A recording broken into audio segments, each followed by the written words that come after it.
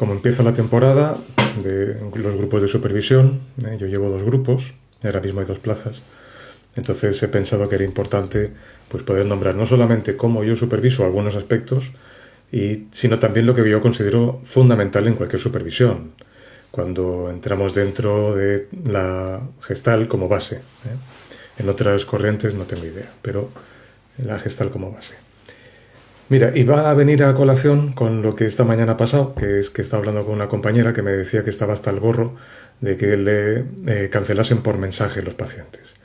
No es que le pasara mucho, pero sí que le había pasado 3 veces en un periodo corto de tiempo y estaba agobiada. Decía, oye, ¿qué coño pasa, no? Entonces hemos estado hablando y digo, oye, pues voy a usar esto como material para hacer mi primer vídeo. Mira, se establece un encuadre con el paciente y es muy importante ser claros con el encuadre, que es muy difícil ir abriendo y hace falta cuidar mucho cómo el paciente se va abriendo y también es muy importante cuidar cómo el paciente va cerrando la relación. Cada caso será distinto. Hay pacientes que pueden venir para algo muy puntual, donde es más difícil que se establezca un vínculo íntimo y profundo con el paciente, pero hay otras veces que lo que se establece sí que se alarga en el tiempo y tiene un calado y hay una implicación emocional, humana en la relación terapéutica. Entonces, cuidar cómo se cierran las cosas es difícil porque no tenemos costumbre, eso no lo solemos hacer. Así que no podemos contar con que el paciente sepa hacerlo. Esto es lo primero. Por tanto, aunque a veces se diga, oye, si en algún momento se cierra quieres dejar la terapia, lo importante no es que me envíes un mensaje, sino que lo hagas presencial.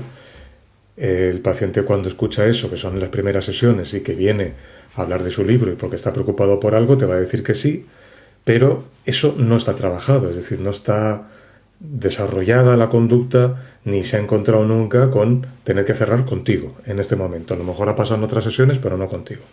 Por tanto, no podemos considerar que el paciente sepa cómo hacerlo. También pasa que es que el terapeuta tampoco sabe muy bien cómo hacerlo, porque esto de cerrar no es fácil y a todos nos cuesta mucho. Por tanto, hay que dedicarle especial atención, ¿sí? Por tanto, aunque digamos eso en un encuadre, no podemos dar por sentado de que luego eso lo vamos a saber hacer. Es decir, que luego el paciente va a saber hacerlo. Punto número 1. Punto número 2. Es el tema de la contratransferencia. Cuando el paciente coge y de repente hace algo como ausentarse, como empezar a cambiar las horas, como no avisar o como olvidarse del pago o cortar de golpe con un mensaje, lo primero es que tenemos que mirar es qué nos pasa a nosotros, es decir, la contratransferencia, es decir, cuáles son las emociones, qué es lo que me está sucediendo y no puedo yo como terapeuta hacerme el duro o hacerme el buenito de que no me pasa nada. Eso no es verdad. Y por lo menos en Gestalt, como buscamos la autenticidad, pues vamos a ser honestos y la primera parte que necesitamos atender es lo que nos sucede a nosotros. No importa que llevemos un mes o no importa que llevemos 10 años o 20 años. Siempre nos van a pasar cosas, ojalá. Por tanto, seamos humildes y pongamos mucha atención en cómo atender eso. Y para eso es el espacio de supervisión. Para que en un espacio de confianza, donde podamos sentirnos realmente que podemos abrir lo que a nosotros nos pase, investigar qué es eso que en muchas ocasiones es inconsciente, que nos ocurre en relación con el paciente cuando o bien hay una agresión, o bien nos miente, o bien, en fin, corta la relación de golpe. Por tanto, eso va a ser un segundo punto muy importante. Primero es entender que no hay conducta.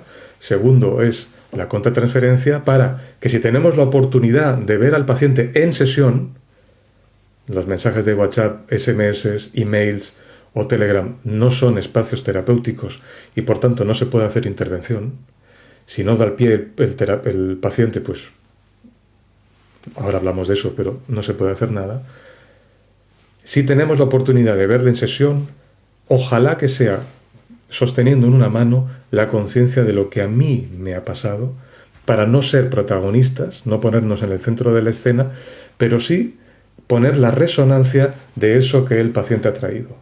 Es decir, no vamos a negarle al paciente la posibilidad de que eso que ha hecho tiene un impacto en la relación, porque es muy difícil que te haya pasado a ti solo.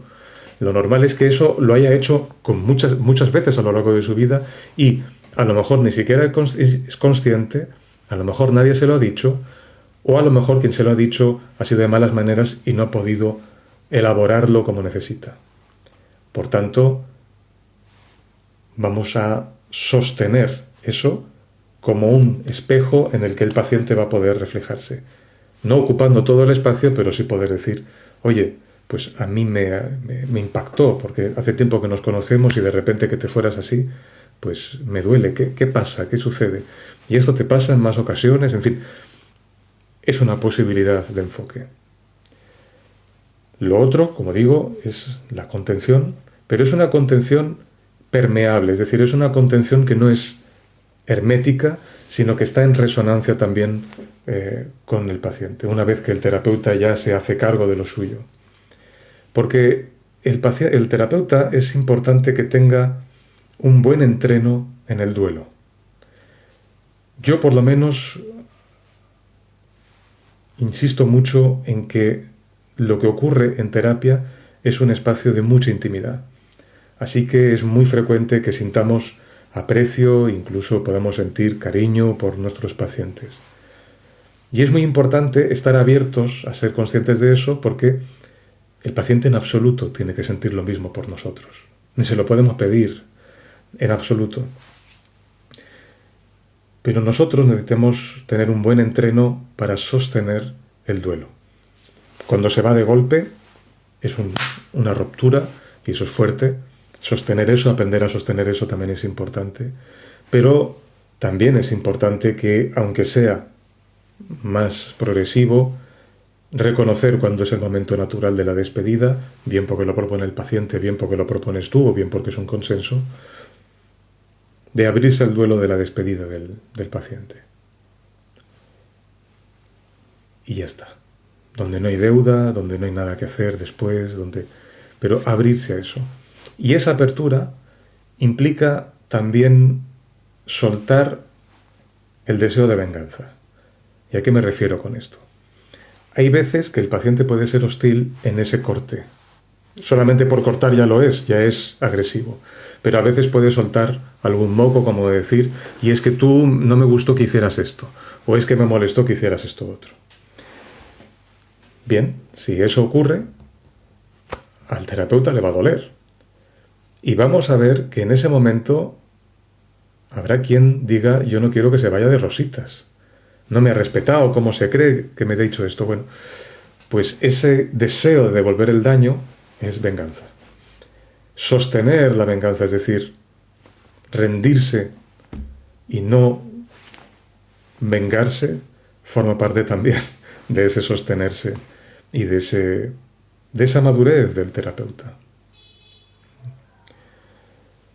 Si tenemos la suerte que el paciente viene a consulta, no podemos tomar que ese acto agresivo que ha sido un corte, primero, no lo podemos llenar de contenido porque no sabemos qué ha ocurrido, la curiosidad es lo primero, pero lo que podemos hacer es apreciarlo, es decir, reconocer que haya estado ocurriendo algo que se sale por los márgenes.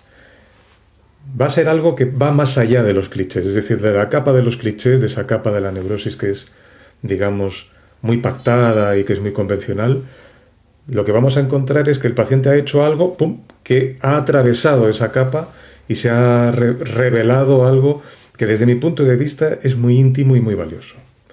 Es decir, que cuando de repente el paciente puede venir o borracho o drogado, o puede venir de repente que te miente, que te engaña, que te dice algo que sabes fehacientemente que no es así, que se avergüenza, o que hace un acto agresivo, en ese momento me parece que hay algo muy valioso y está toda la madurez del terapeuta para tomar eso como un muy buen síntoma. Porque no se trata de tener al paciente entre algodones. Una cosa es cuidar y atender al paciente, pero cuidar y atender al paciente no es sobreproteger al paciente ni acomodar al paciente. Se trata de ponerle frente a poco una realidad, una verdad que necesita ir poniéndole luz. Entonces, cuando aparecen estas cosas es como, esto está detrás, ¿no? Entonces, fantástico cuando eso pasa, fantástico cuando se enfadan, fantástico cuando tienen espacio, que el terapeuta le brinda espacio para que puedan cabrearse y poner lo que necesiten poner desde un lugar que es, desde mi punto de vista, muy honesto. Aunque sea confuso, aunque sea, a veces estén viendo gigantes y son molinos, ¿no? Está muy bien. Y luego otro elemento que me parece importante también, con esto de los cortes de golpe, con los mensajitos, con cerrar por mensaje, con no hacerse presente, es esto que estamos escuchando de la sociedad líquida, ¿no? Una sociedad que no pasa en todos los sitios, no es en todas las culturas, pero bueno, pasa en algunos sectores o en algunas áreas de nuestra cultura, que es que cada vez hay menos compromiso, cada vez la gente deja más el visto en esto de los mensajitos, cada vez hay menos, oye, vamos a quedar para hablar de este tema porque me ha dolido, y eso pasa con amigos, pasa con parejas y también pasa, por supuesto, en terapia. Entonces, no lo justifica, pero sí que no podemos olvidar el contexto en el que nos movemos. Y el contexto forma parte de la realidad del paciente. Esto es fundamental. Esa realidad del paciente es, por un lado, su historia biográfica, pero también la cultura que la atraviesa, que van unidas. Por tanto, entender que hay una dificultad con el compromiso, que hay una dificultad con confrontar, pero que también hay una dificultad enorme con la intimidad. Cuando el paciente corta, yo me he encontrado muchas veces que no aparece necesariamente algo negativo que ha ocurrido en la relación, sino al revés, que ha habido un proceso donde se va a intimar más o que se está intimando más, y a veces es difícil sostener eso porque aparece la amenaza cuando hay amor, cuando hay intimidad, cuando hay contacto, aparece la amenaza del rechazo, de la pérdida, en fin, eso más nuclear que está en el centro de todos los problemas, seguramente de la estructura de la personalidad, y que necesitamos cuidar para que no nos hagan daño ahí. Por eso muchas veces cuando estamos intimando aparecen a veces movimientos que son hostiles. En fin, pueden ser muchos casos, cada caso es diferente, cada situación es distinta, cada terapeuta es distinto, pero me parece súper importante abordarlo con calma, ir desgranando poco a poco qué es lo que ocurre ahí, no hacer un manual de eso y bueno, darle espacio. Esto es parte de mi trabajo, de lo que yo ofrezco en los grupos de supervisión, y hay 2 plazas disponibles. Si alguien está interesado, pues que me escriba, lo hablamos en privado y vemos si encaja participar en alguno de los grupos, ¿eh? Bueno, este es mi primer vídeo, me siento súper incómodo, así que espero poco a poco que se vaya aligerando la cosa, porque sí tengo ganas de hacer algunos más. Chao.